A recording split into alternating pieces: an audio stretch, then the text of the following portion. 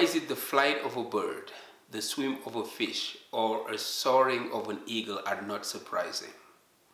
Well, it's because that's what they were born to do. So how come winning can be so problematic for human beings when it is their birthright? In fact, when you were winning, you were not doing anything special. You were just being yourself. It's when you were failing that you were malfunctioning and out of alignment. You know, every tool under the sun will perform correctly if it is used under its intended purposes. Similarly, we can all find meaningful success if we discover what we were meant to do and take the appropriate action steps. Hi, my name is Majama. I am the author of Fated to Win, 7 Steps to Finding Meaningful Success. I would like to talk to you today about the author, the book, and why you should read it. I'm originally from Senegal, West Africa, where I was born and raised. In 1991, I had the chance to stumble upon a book by Dale Carnegie. The title in French was Comment se faire des amis, but in English it is How to Win Friends and Influence People. That was my first encounter with personal development literature. My major was in African American literature. So, to be honest, I've never read any book that was dealing with human potential or that was really helping people get ahead by working on their mind. Everything that I was reading about maybe was history or literature or things like that. So reading that book when I was leaving high school to go to college, I would say changed forever the trajectory of my life.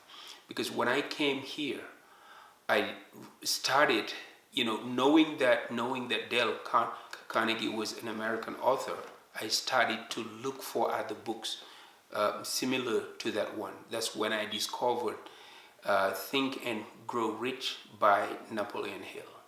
From there, the ball of accumulation of knowledge kept rolling for me, and I kept reading.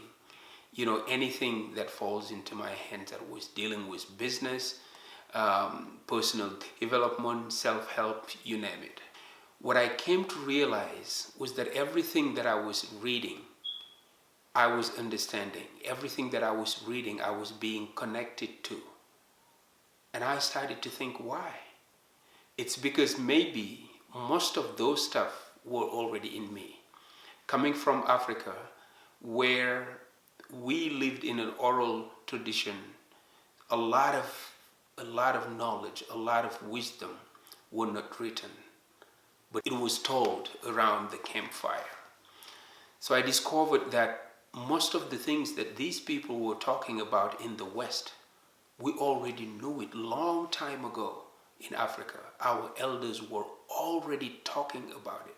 As I discuss in the book, a lot of stuff that I discovered, I wanted to share with people because that's who I am. Sharing knowledge, accumulating and sharing knowledge is something that gives my life a meaning. So I decided to write a book at first, but I didn't know how to go about it. So I went on Google and started to search how to write a book. I saw something that caught my eye one day. A guy wrote, the best way to write a book is to blog about it. Okay, so I started a blog. That blog was called Motivate to Elevate. I started writing. This was back in 2012, 2013.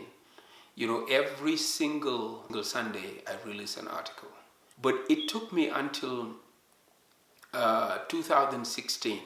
A brother of mine, really invited me to a public speaking class. We talked about it, that we should do it, but at the back of my head, I thought he was going to teach it. I was just going to be there to support him. Little did I know what was in store for me, because as soon as he was done introducing me, he walked out the room and left me there. That's how I started teaching the class. And today we are at our 12 cohorts. And I can tell you that it is because of those classes that this book is today a reality, because people saw in me maybe something that I didn't believe I should share, or something that I believe was even worthwhile.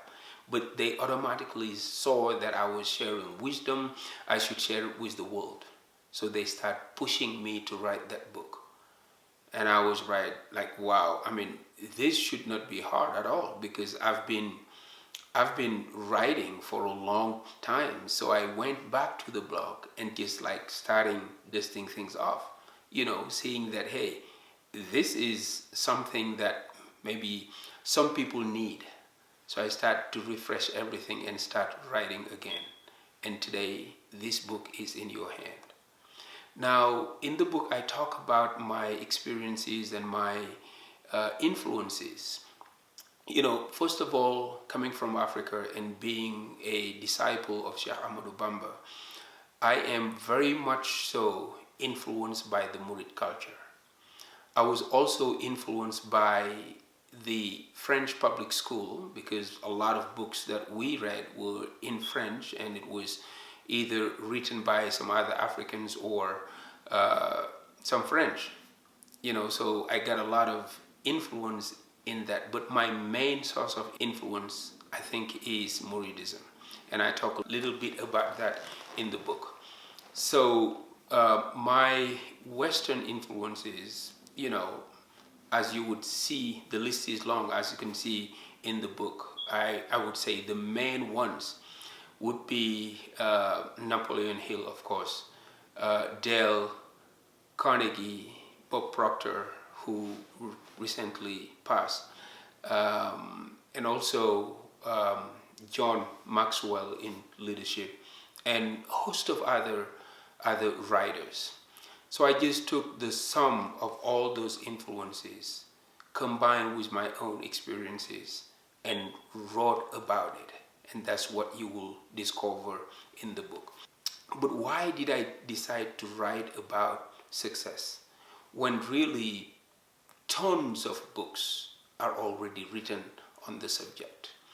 Well, to me, the reason is simple. I've read a lot on success, but I didn't see any book that was written by someone like me, or by somebody with my own perspective. And what I mean by that is that being an African, an immigrant, and living in America, I wanted to leave a trail for somebody like me to follow, understanding that success can also be theirs. Success is not something, that you have to take from somebody. You have to build your own success. But first of all, you have to define what success means for you. And that's what I talk about in the book. I ended,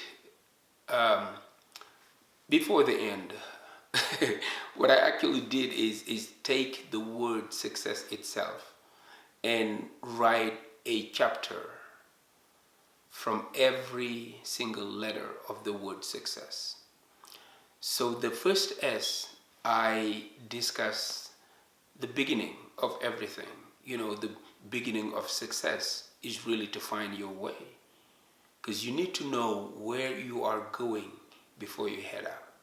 So to me then, sense of direction is crucial. Having a sense of direction is really, really important if you would like to be successful. So the second chapter deals with understanding. The U is understanding. Why understanding? Because to me it is of a paramount importance. If you don't understand who you are, if you don't know yourself, and you don't understand your needs, your skills, all of those stuff, it will be hard for you to apply anything. So then, first, sense of direction. Second, understanding. And the first C is commitment. In commitment, I invite the reader to really learn about how to set goals. Because in order for you to be committed to something, you need to set it first. So setting those goals would be the first step in commitment. So how do we set goals? Why do we fail sometimes in achieving our goals? All of those stuff I discuss in the book. But then the fourth chapter is courage. And there I really discuss having the courage to live your dreams, because sometimes it can be very tough. You can be around people who truly believe that you were not worth anything, that you should not attempt to do anything because they were not able to do it themselves. And sometimes, believe me, they can be friends, they can be family members who deep down themselves, they mean well. They mean well. Because they didn't do it, they don't think that you can do it. By attempting, you might hurt yourself. But I'm telling you, you need to have the courage to say no to those people. You have to have the courage to stay the course, even if it is extremely hard for you. So moving on, I talk about efforts in the 5th chapter. Efforts here really stands for the actions that you will take in order to materialize whatever goals or whatever dreams that you have.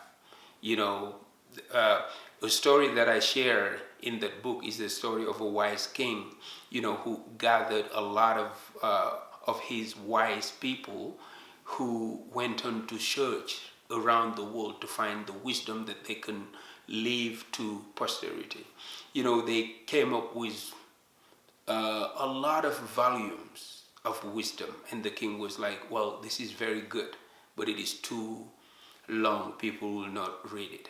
So they went back, condensed it, came back with a few. He kept telling them the same thing until they came around with one sentence. And that sentence was, there is no free lunch. I don't know about you, but when I read that, I was like, wow, this is what life is about. To me, I always tell people that I don't believe in free stuff. Whenever I see the sign free, I run away, because I know either there is something behind it, or even if you take it, it's not worth your time. So I don't believe in free stuff. So there is no free lunch is really a sentence that is for me. In chapter 6, I talk about serenity. Serenity is really the art of not worrying after you've done what you were supposed to do. I give some examples here regarding farming. How farmers understand the process of nature. Once they do what they're supposed to do, they have to let the higher power take over and finish the rest. It is that simple. You don't need to kill yourself worrying about how it will turn out, or this way or that way. No, do your job and let the rest in the hands of the higher power. What I'm saying is, once you've done what you were supposed to do, you need to let go. Free yourself and go do something else. Go involve in some other activities, just to keep calm and wait for the results. There is no need to worry. The people who should worry are the people who are not doing the work, but they would like to see results. That, to me, should be a cause for worrying. But if you've done what you were supposed to do, just let go and keep calm. Now, coming to chapter 7, which is the final chapter of the book, I discuss soaring. And to me, the reason why I talk about soaring is that I understand that success is not a destination. It is a journey. It's not like you've arrived somewhere and then you said, well, I've arrived, now I'm successful, I don't have to do anything. No, nature doesn't like vacuum. Stagnation is poisonous. Even water, when it stagnates, it becomes poisonous. So if you are not moving, if you are not growing, you are dying. It is that simple. So there is no point in life where, excuse me, there is no point in life where you can say, now I'm successful, that's it. There you have it. Those are the 7 steps that I'm really discussing in the book. Now, this is the very simplified version of it, of course. If you read the book, you will understand a lot more, but also reading a lot of stories of struggles, of overcoming, that can inspire you. And that's really the intention that I had. But the way I ended the book, somebody asked me this the other day. He said, like, if somebody was reading the book, what do you want them to take away from it? I said, well, if it was only one sentence, I would say run your own race. Because that's really what I mean by meaningful success. You know, success can mean different things to different people. So you have to define it for yourself. What does success mean for you? Once you understand that, you know that you have your own race to run. And I'm saying nobody should be your competition. The competition should be the person you were yesterday. If you compare yourself to the person you were yesterday, if there is any advancement, no matter how small it is, for me, it is a win. But if you just follow the masses, if you just follow what other people are doing, you can be in trouble. You will never win, because it does not matter how much you have. When you go out, you will see something that does not belong to you. So just take it and run with it. You know, do your thing and let the world run itself. You know, I always say, if you really want to do this, if you really want to find meaningful success, if you want to live your life in a meaningful way, you should ask yourself this question: how do you want to be remembered? And I discussed that in the book also. I think it's in my final thoughts. So there you have it, Fated to Win, 7 Steps to Meaningful Success. I hope you will buy the book. I hope you will read it. I hope you will enjoy it. To me, I think I've taken maybe 15 years of reading, 15 years of experience in the field of business. I tied it into a small book that you can take with you that would really change your perspective about life, but also about what success means. You know, for some people, when they have cars, when they have big houses, when they have bank account full of money, they're successful. Well, for other people, it's none of that. For other people, it is the tranquility that they can live with, knowing that they are participating in the betterment of the world in small actions. You know, like helping an elderly, or feeding the hungry, or sheltering the homeless. All of those stuff are means for you to find meaningful success.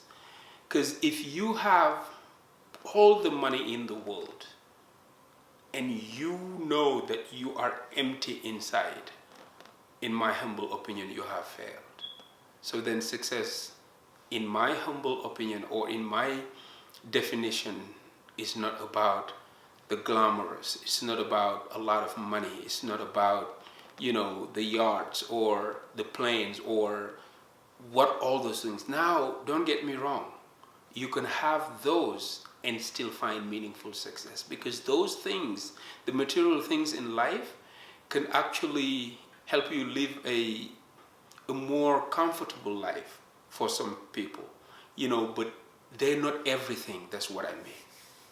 Thank you so much. I will be waiting for your reviews on the book. Tell me what you think. If you go on my Amazon author page, you can contact me there, or to my website, which is madiama.com, madiama.com. You can contact me through there, leave me a note, tell me about your thoughts, you know, and yeah, there you have it. Thank you so very much again. I'm glad you were here. Thank you for watching this video.